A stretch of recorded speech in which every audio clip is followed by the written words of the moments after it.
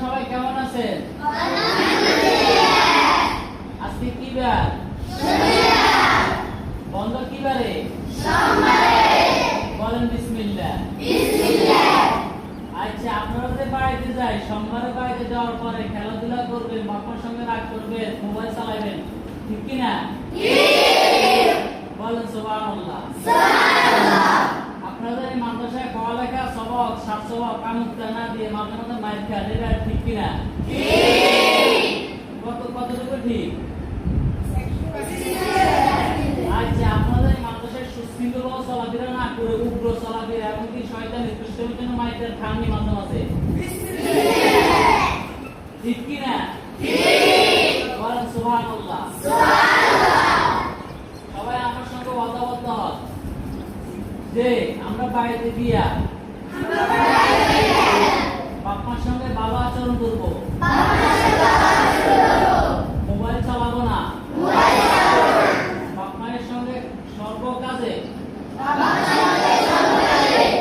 Help করবো, সাহায্য করবো, 5 ওয়াক্ত নামাজ মসজিদে আদায় করবো। এই যে আমরা যারা উল্টা পাল্টা চলবো, বাপমার মনে কষ্ট দিব না, আর এলাকায় মানুষের সঙ্গে ভালো আচরণ করব,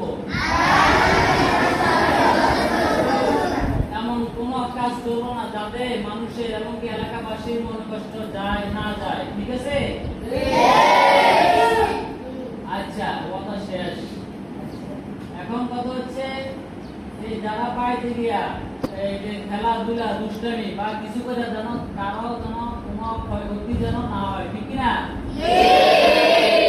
বলেন সুবহানাল্লাহ। মাদ্রাসা খোলা কি বারে? কত তারিখ? শুক্রবারে। তাহলে আমরা 25 তারিখ সোমবারে গিয়া বন্ধ। কি বারে? কি বার? বলেন সুবহানাল্লাহ। খোলা কি বারে? খোলা শুক্রবার পর্যন্ত বন্ধ, ঠিক আছে?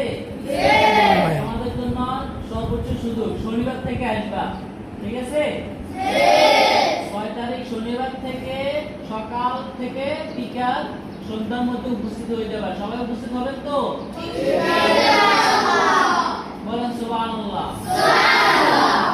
সবাই খোলার তারিখে উপস্থিত না হতে পারলে রবিবার সকাল থেকে কত টাকা করে জরিমানা? বলেন বিসমিল্লাহ। ঠিক আছে? আর আপনাদেরকে বলা লাগবে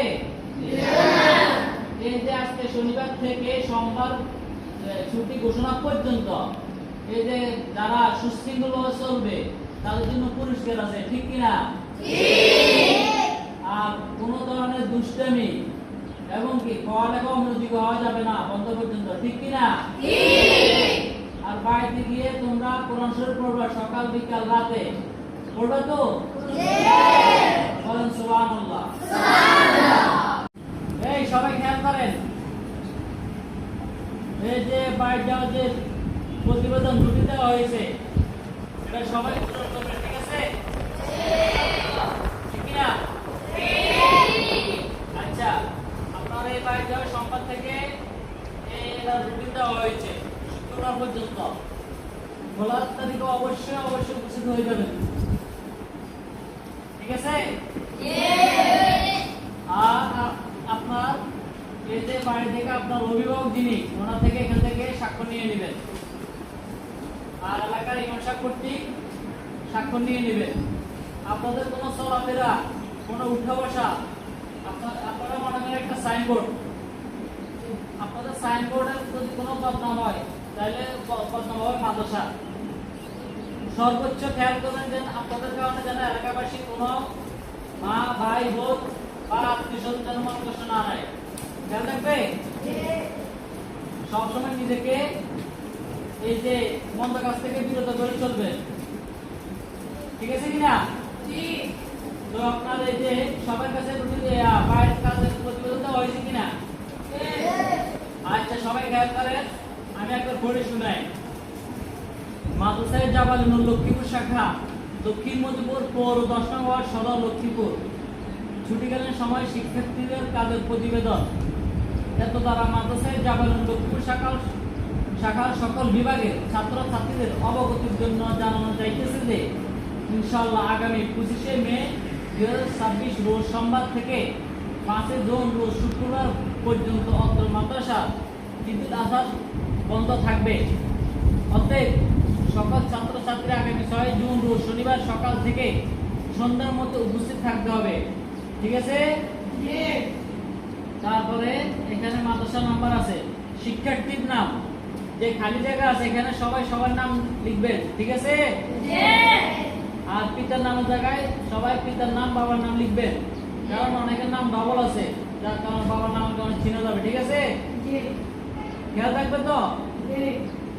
আর এই খালি জায়গাগুলো 25 থেকে 5 পর্যন্ত খালি জায়গা রাখা হয়েছে, এগুলা সম্পূর্ণভাবে সুন্দরভাবে নিয়ম কানুন ঠিক রেখে এই পূরণ করবেন। ঠিক আছে?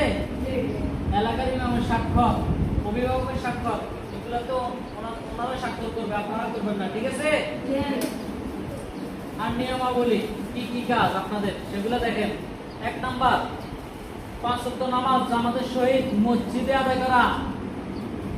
2 নাম্বার দৈনিক কোরআন তেলাওয়াত সহ অন্যান্য শরীয়ত আদেশ নিষেধ পালন করা। 3 নাম্বার সালামের অভ্যাস গড়ে তোলা, পিতামাতার বাধ্য হওয়া। 4 নাম্বার দ্বীনি ইলম শিক্ষার জন্য সহপাঠীদের দাওয়াত দেওয়া। 5 নাম্বার ছোট বড় সবার সাথে ভালো ব্যবহার করা। 6 নাম্বার প্রতিদিনের নামাজগুলো টিক চিহ্ন দিয়ে মসজিদের ইমাম সাহেব থেকে স্বাক্ষর নিতে হবে এবং কত বার কত পৃষ্ঠা তেলাওয়াত করবে তার অভিভাবক থেকে স্বাক্ষর নিতে হবে। এটার প্রতি যথেষ্ট সর্বোচ্চ আমল করার চেষ্টা করবেন। ঠিক আছে? কোনো ধরনের যেন এগুলোর প্রতি অবহেলা না হয়।